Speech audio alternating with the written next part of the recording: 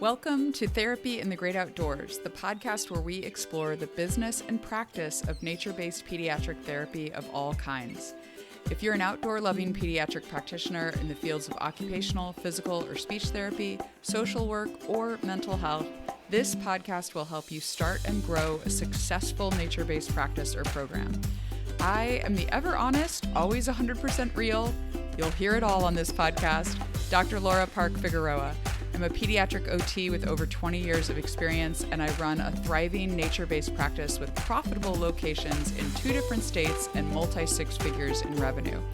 I also host the free online community at therapyinthegreatoutdoors.com to help you pursue your nature-based therapy dreams too. Are you ready to take action on those dreams? Let's jump in. Hey y'all, I'm recording this a few days before Christmas, and I felt a little guilty as I sat down to record because I realized that this is probably the first day in months on end when I have not gone outside all day long. I completely flaked on taking our dog for a walk today because, to be honest, it was really cold and rainy and just cloudy out all day, and I just did not feel like dealing with a muddy dog and soggy wet body. And I worked out this morning but then didn't take him on a walk after like I usually do. I usually take him out before or after I do my morning exercise class. I do an online program through Functional Patterns, which is amazing. I love it. If you're interested in it, you should look them up online, see all the amazing results they get, and then DM me on Instagram if you want more info about how it's impacted me, because it has just been so phenomenal for my back. I have scoliosis, and it has helped me so much. My whole family cracks up at me and mocks me because they say that it takes me about 5 minutes in a conversation to bring up functional patterns because I'm just such an evangelist for them. But anyway, today I am going to talk about an article called The Tool for Observing Play Outdoors, TOPO for short, a new typology for capturing children's play behaviors in outdoor environments. And I was planning to do one episode on this, but I realized it would be a very long episode, and it is a lot of content to get through in one episode. What I am going to do in this episode is primarily talk about the 9 types of outdoor play, the 9 categories of outdoor play that they included on this tool, and explain a little bit about the development of the tool based on this article. And then in the next episode, I will be talking more about implications for using this tool in our work as nature-based pediatric therapists. I want to start out by reading the abstract to you so that you understand the context of the entire article before we dive into some of the specifics. So the abstract reads, engagement in play has been definitively linked to the healthy development of children across physical, social, cognitive, and emotional domains. The enriched nature of high-quality outdoor play environments can afford a greater diversity of opportunities for play than indoor settings. To more effectively design outdoor play settings, we must better understand how the physical environment supports or hinders the different types of play which suit children's needs and interests. However, play typologies or observation tools available to date do not adequately capture the unique characteristics of outdoor play. This paper outlines the development and testing of the Tool for Observing Play Outdoors, TOPO, which I'm assuming they say TOPO for short, a new typology of outdoor play, as well as a systematic field observational protocol which can be used to effectively depict children's behaviors in outdoor spaces, as well as evaluate the play environment itself. The tool can be deployed in either a collapsed or expanded form to serve the needs of a wide range of studies and environments.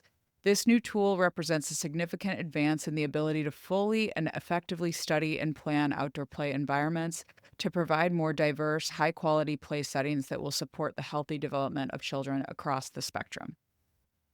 As you can see just from that abstract, I'm sure you can see, if you are listening to this as a pediatric therapist, how this might be relevant to our work as pediatric therapists. Because a lot of the times I think specifically as OTs and maybe as PTs and speech therapists and mental health counselors as well, we are looking at children's play. And I'm not sure how much OTs are actually using tools that actually measure the different types of play or measure the frequencies and the ways in which children are playing in different ways. This tool might be very helpful to us. So, one of the reasons that they developed this tool was because the current tools that were out there for assessing play did not actually assess outdoor play very well. So, I'm going to start out just going through the article here and sharing with you how they went about developing this tool. So, the first part of the article goes through a significant history of all of the different research that has happened around categorizing the types of play that children do when they are freely playing. And there are several pages in the article that talk about that. So the foundation basically is laid to say that these authors who created this tool really knew the research that is out there on the different types of play that we can observe in children. So they developed this tool in 5 different phases where they did that extensive review of the literature, and then they established the categories of play that they wanted included in the tool. They made some changes to the tool as a result of that phase 2 in the process. And one of the things I thought important to note for us as pediatric therapists is that they decided as part of this process to remove social play as its own category, which I think is a smart idea because what they say in some is that all play is social in some way when there are other children involved. Social play is part of a wide variety of other types of play. And what they were trying to do with this tool is to give specific categories that could be observed. And they actually say that they have chosen not to treat, I'll just read this directly. We have therefore chosen not to treat the social context of play as its own play type, but rather as an essential element woven into every play episode, which would be better and more consistently captured using a complementary social interaction scale. So using some sort of other tool to measure social interaction is what they recommend rather than categorizing play as social or not, because the social piece of play is in so many different categories that they include in this assessment. So that was phase 2, where they made some changes like that to the categories they were going to include. And then in phase 3, they tested and refined the tool itself, and they did 3 rounds of reliability analyses throughout this process. Phase 4, they took it to an external panel of 10 researchers, people who are play providers and design practitioners who are experts. So this was basically expert review to look at the tool itself and give feedback on the tool. And they made a really interesting point here that the largest insight that they got from that was that the typology on the tool that they had developed did not include a way to categorize children interacting with animals or other living things outdoors. And so they developed a new category, which they call a play type, that is included on the tool. They created a new category called bioplay. And that is to capture the interactions between children and living things like plants, bugs, and birds. So that's cool. And we'll talk about that play type in a minute. And then finally, in phase 5, they did a final reliability round and some validation of the tool. And that brings us to the final tool itself, which includes 9 different outdoor play types and the definitions of these types. So the 9 primary play types that are included in the TOPO included 5 that corresponded to categories of play that have already been discovered in the research and are included in other types of play assessments, which they reviewed in their literature review. And those 5 types are physical play, exploratory play, imaginative play, play with rules, and expressive play.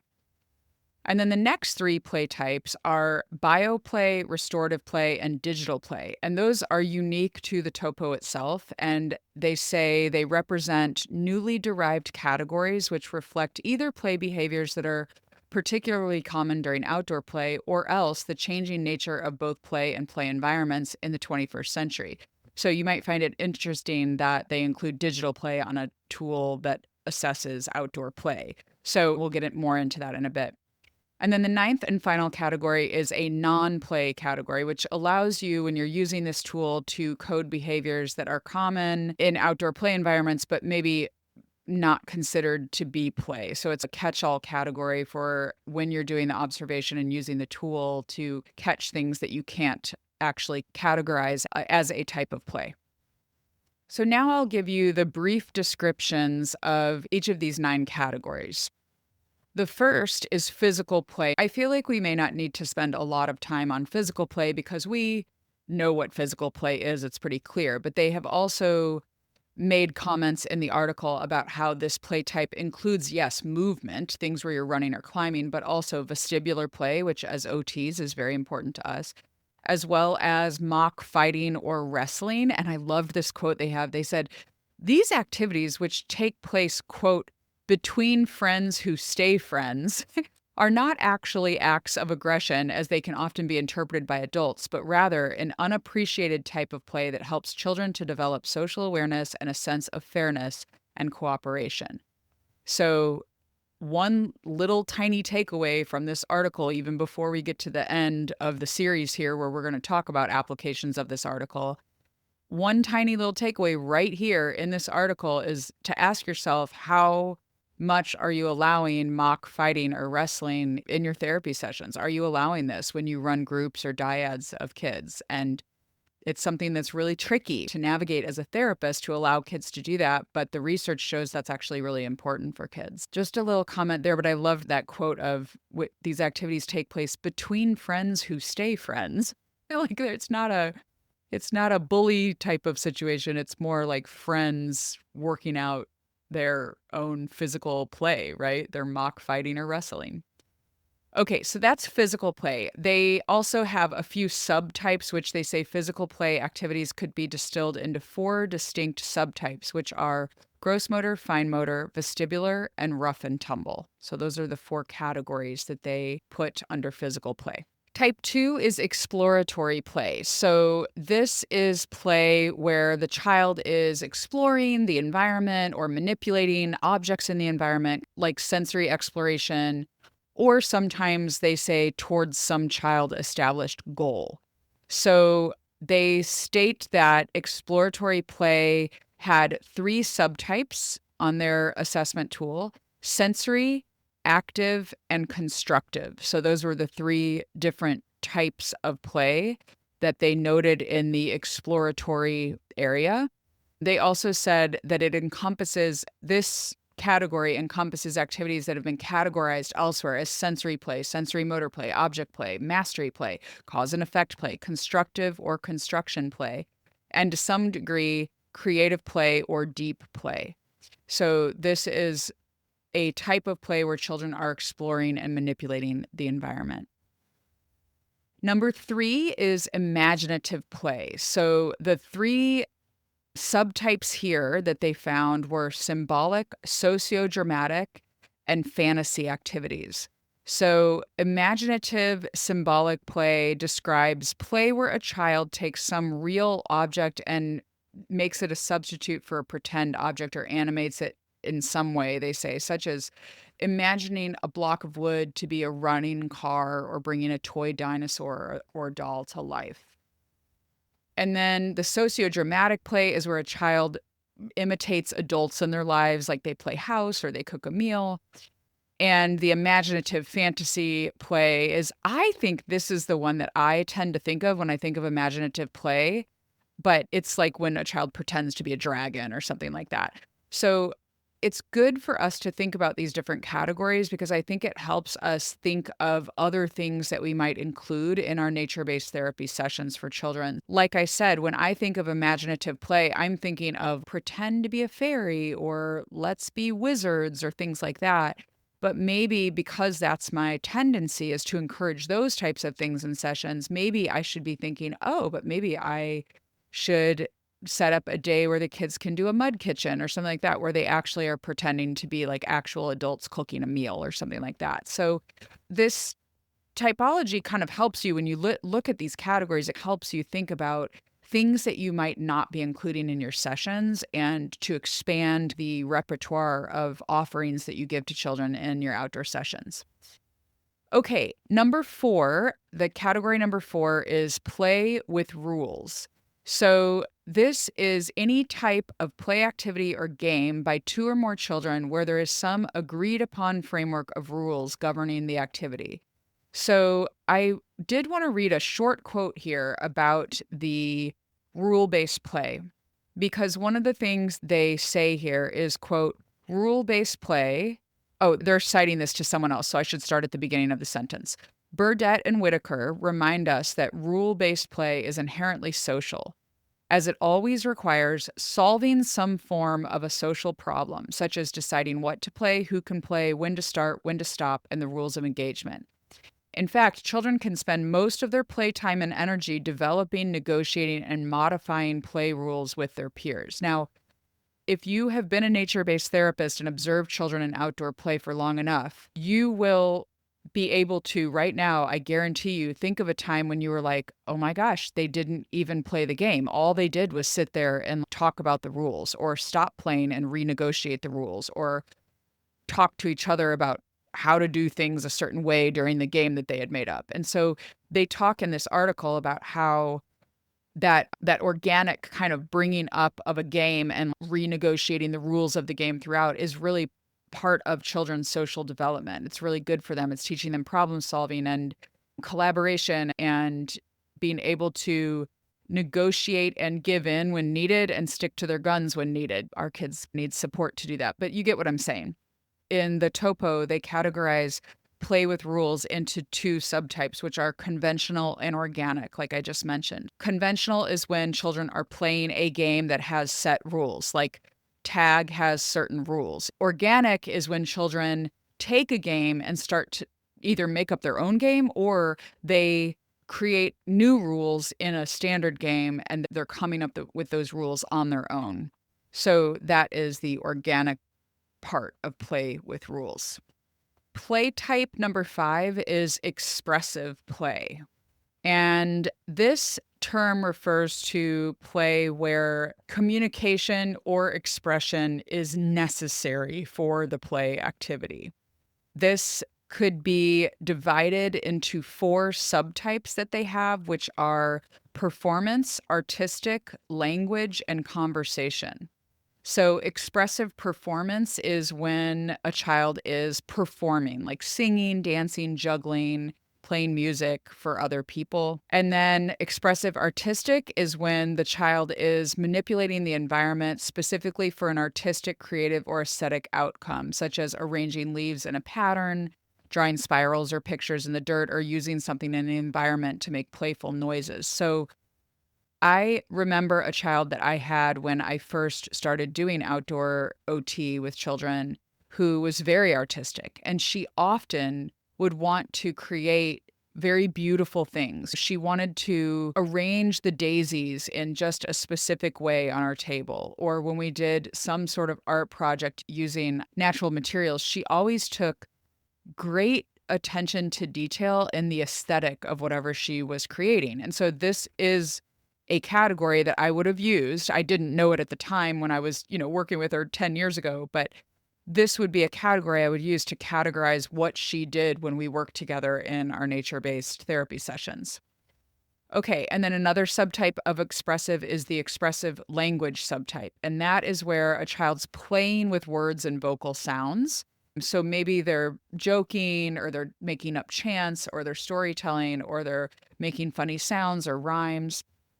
And then finally, expressive conversation is a category used when the primary engagement is talking to or verbally interacting with other children, but it doesn't involve like role play or pretend play.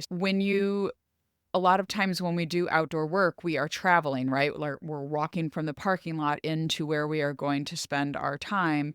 And I think that is a cool category to think about, because I don't know that I would categorize it as play when kids are just walking on the trail talking to each other. But because this tool has a category called expressive play, conversation subtype, it really does help you to see how valuable all the time we spend in our sessions is, right? Because that is a type of play on this tool. Number 6 is bioplay, which I mentioned earlier. So this is the interaction that children may have with living things in the environment when they are outdoors. So this was a unique category that they came up with, and it is used to record significant moments when a child's focused their attention on a living plant or animal in the playscape. They said, although these experiences might also be recorded in another category like exploratory play, the significance of these natural experiences is profound enough to warrant capturing these interactions through a distinct play type. They have several subtypes to allow you to further categorize, and those are bio-wildlife, bio-plants, and bio-care, which is when a child is caring for some sort of environmental resource. So that could be like recycling or watering a plant, they say, planting a tree, something like that.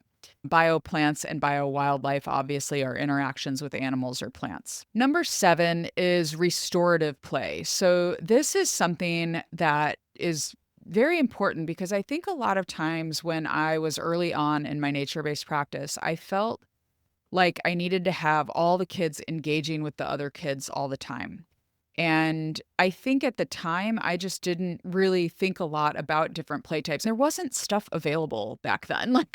I didn't have access to research like this back then. And I'm so glad for you all that you have access to these types of studies and you have access to this information in order to inform your work as a nature-based therapist. But this restorative play category refers to anything that is restorative for a child. So they have subtypes in the restorative play category that are resting, retreat, reading, and onlooking. So these are like observational or restful kinds of play that can really benefit children. I feel like a lot of time we're not valuing this as much as we should, I think, in children's lives, especially because of how busy and stressed out most kids and families are today. Again, in the US, I feel like I now always have to say in the US because I can't speak for other countries and don't know where everyone is from who's listening to this. So basically, they're talking about these restorative behaviors, and they say that the subtype of retreat needs a little more explanation. So it says that children, and we've probably all seen this, will often temporarily pull back from interactive play and go to a small, safe place to take respite. And that is a very common thing that we see. It's not unusual. And so I would encourage us to, if a child retreats from play and goes to hide by themselves, it's not, we can check in with them, of course, but it's not necessarily because something is quote unquote wrong. It is a natural cycle of play for a child to rest and retreat in that way. So they cite several studies here that talk about that. Also of note is the category of onlooking, which is a form of play. It is a form of play for children to stand on the edge and look and observe what other people are doing before they engage. And so this is something that I think we can pay attention to as well as part of a child's preference in play or a need they may have to be more of an onlooker before they feel ready to engage and ready to dive into play. And finally, the last category of play is digital play. And this is something that they say very honestly and bluntly that we have to acknowledge the growing use of digital devices, even in outdoor environments. So children use certain tools in outdoor spaces, such as iPads or digital cameras, things like that. They also cite here how different play spaces, different outdoor play spaces are actually incorporating technology or digital elements in order to engage children in outdoor play experiences. So they developed subtypes in this category to help distinguish whether the play was happening on a device with no interaction with the physical environment, and that's the subcategory of digital device, or when a portable digital device is being used to create a digital physical hybrid environment like Pokemon Go, which was all the rage years ago, and that's digital augmented subtype. And then the third subtype is digital embedded, which captures play that has digital elements that have been integrated into the physical play environment itself, like sensors or interactive digital platforms. And then finally, the very last category is a category called non-play. So this is a way on the tool that you can categorize behaviors which take place during a observation that you may be making but are not considered to be play. They cite here like maybe they're tying their shoe or washing their hands or taking a snack break. Now, OTs would categorize all of those as ADLs, which would be helpful for us to observe as well. But it would be on a play assessment such as this or a play observation tool such as this, it would be considered non-play. The other time they say that this category may be useful when you are observing a child is if the child is really distressed and really dysregulated and is crying or hitting or kicking or grabbing, those type of behaviors that show that they are obviously not engaged in play. They are distressed and needing some time to take a break to get their thinking brain back online and to calm down and become more regulated so that they can play. Oh, and they actually say here that there are 6 subtypes of the non-play category, and those are self-care, nutrition, distress, aggression, transition, and other. So those are the 9 categories that they included in this assessment tool. So that is where I'm going to wrap up this part 1 of the Tool for Observing Play Outdoors article.